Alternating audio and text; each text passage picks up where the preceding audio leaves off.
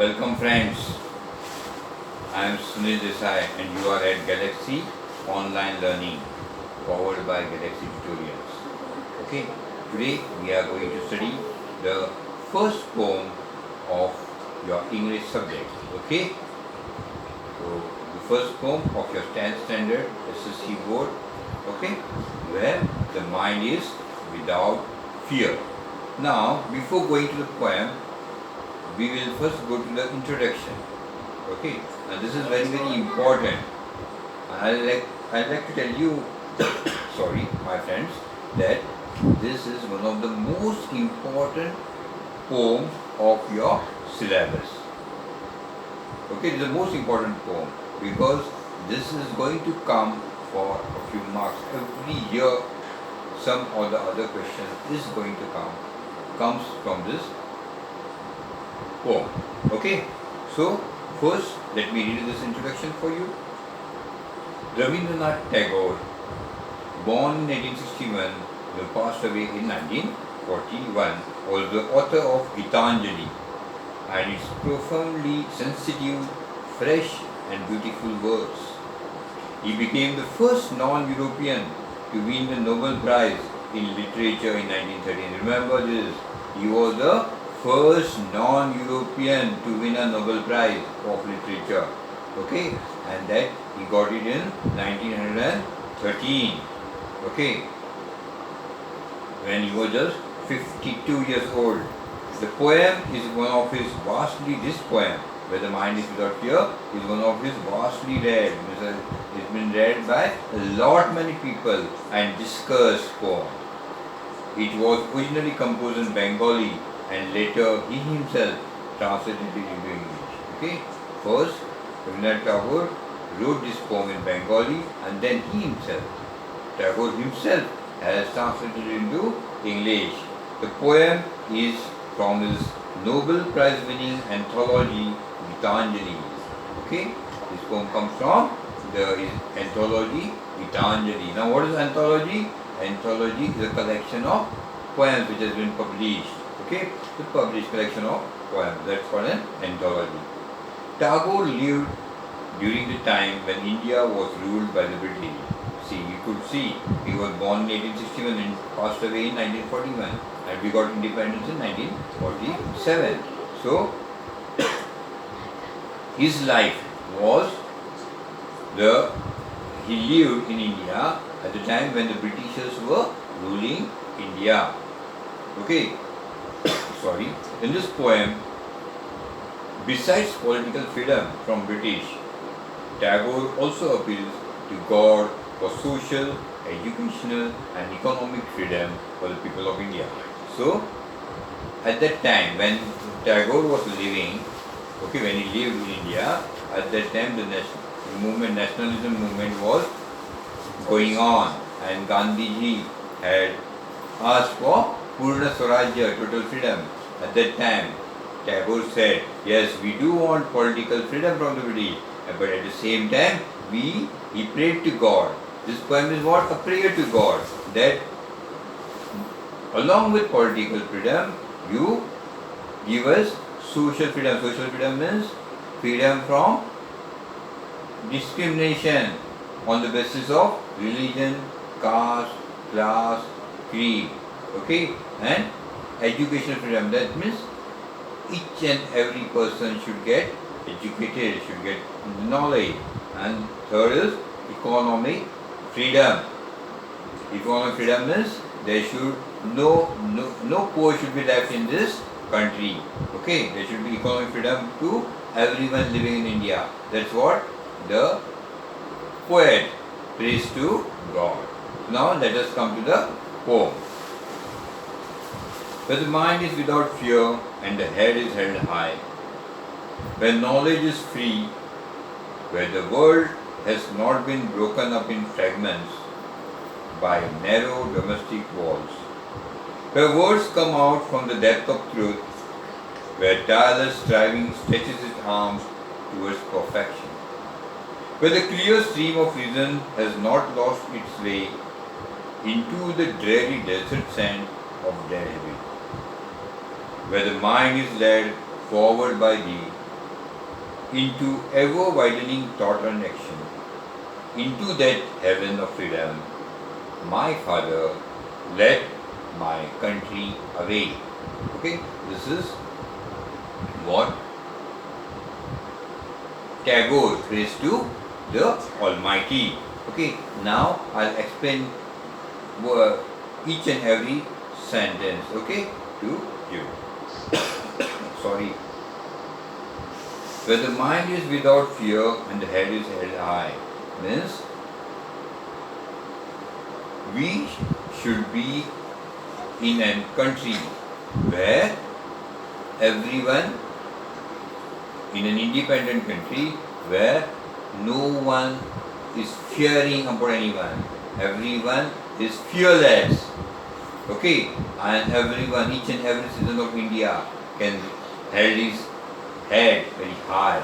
He should be fearless about anyone, okay, where knowledge is free, means where each and every Indian citizen should be educated. Each and every citizen of India should have the right to gain knowledge. Okay, it should not be restricted to certain class or certain community. That each and every Indian should be free to gain knowledge. Where the world has not been broken up into fragments by narrow domestic walls, means where this country or this world has not been divided. Okay, broken up into fragments means not divided into by narrow domestic walls. Means what do you mean to say by that? Narrow domestic walls means that walls means discrimination on the basis of religion, caste, creed, class. Okay, so these are small walls. Okay, these are small divisions in the whole country. So this should not remain. So people should not be divided on the basis of religion. They should not be divided on the basis of caste. They should not be divided on the basis of language. They should not be divided on the basis of creed. Okay. Where words come out from the depth of truth, means where everyone should have the right to speak from the depth of his heart, and that what he is going to speak should always be true. Okay.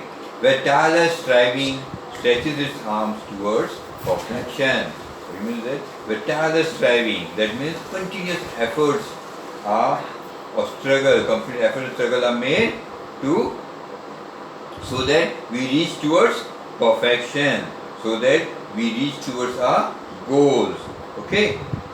Where the clear stream of reason has not lost its way. Means whatever we think, whatever comes in our mind should have a reason. Okay, there should be reasoning for each and every thought that comes out of our mind. Okay, where the clear stream of reason has not lost its way, means we should continuously flow. There should be a continuous flow of thoughts. Okay, into the dreary desert sand of dead habits. Okay, now dreary desert means dreary means you can call it dull or gloomy. Desert sand, you know how the desert is. Okay, it's a lifeless thing. Okay, desert is lifeless because there is no water. Similarly, it says that we should reason for whatever act we do. There should be reasoning, and we should come out of all the dead habits. Dead habit means the old customs. Okay, the old customs, bad customs, like you can say not allowing widows to get remarried, or the sati system. All this has to be stopped. This has to be end one day. Okay. So there is a continuous flow of thoughts from the heart, from your heart, that says that all these bad habits, all these bad habits, okay, all traditional rituals, okay, all the traditional rituals which and customs that were very harmful to human beings should end one day, where and it may lead to us forward. Okay, where the mind is led forward by D. D means this stands for the Almighty God. Okay, so the poet says that you God take us forward so that we should end all this harmful traditional rituals. Okay, those are the bad habits. Into what? Into ever widening thought and action. Ever widening means which are always increasing, which are getting broader and broader day by day. Okay, our thoughts and actions should not get narrowed. They should become broad. Okay, they should become broad. All our thoughts, and according to our thoughts, our actions also have to be broadened. Okay. So, into that heaven of freedom, my father led my country away. Now, heaven of freedom. What do you mean by heaven of freedom? Heaven of freedom is such type of freedom that is a total freedom. Freedom of good thoughts, freedom of good deeds. Okay. Loving your religion at the same time, respecting others' religion too. Okay. This is the heaven of freedom. My father means who is my father. What do you mean by father? Father means God Almighty. Okay, so God, Rabindranath Tagore prays to God that my father, my Lord, my God, let my country awake, means let my country get independent, not only politically but also socially. There should not be any type of discrimination. There should not. Everyone should have the right to knowledge. Everyone should get education, and there should be no poor left in this country. Okay, there should be economic freedom, means everyone should have the money to buy whatever he needs. Okay, he doesn't have to beg for his needs to anyone. Okay, that's what Rabindranath Tagore prays to God in this poem. I hope you have understood this poem very well. If you haven't understood any word, okay, you haven't understood the meaning of anything, it's a free verse poem. It's a free verse, okay. So, if you haven't understood anything, please do get back to me, okay. And once again, I'd like to tell you, for those students who have not yet subscribed to this channel, okay, please subscribe to Galaxy Online Learning and press the bell icon so that you get all the notifications. And students of 10th stand, I'll tell you, don't take it lightly, don't take it easily. Okay, you have got the time. In fact, you should benefit from the time you are getting. You don't have to go to school now, so you have plenty of time at home. So start studying at home, start reading, okay, and make use of the time which you are getting. Don't spoil it, okay. And one more thing, very important thing, register yourself with Galaxy Tutorials so that you get the study pack, and in the study pack everything, just like I am telling you number of times, once again I tell you, all your textual questions are answered. Grammar is also there in the study pack. Okay, we'll come to grammar, we'll come to appreciation of the poem also later on. But first I am just explaining you the poem. First we'll finish with the explaining and then we'll come to the appreciation of the poem too. Okay, so everything has been given in the study pack. Okay, so please get registered with Galaxy Tutorials so you can get your study pack and start studying at home. Okay, don't waste your time. Okay, thank you.